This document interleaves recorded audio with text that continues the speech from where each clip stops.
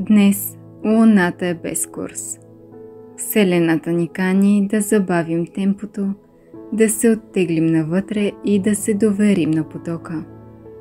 Енергията е неутрална, неактивна, като пауза между две вдишвания.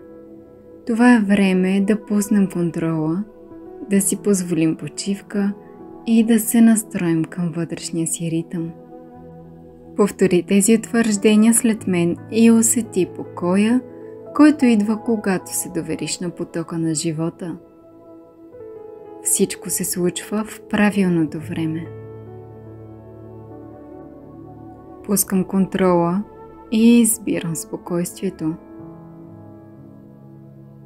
Тишината е моят източник на яснота.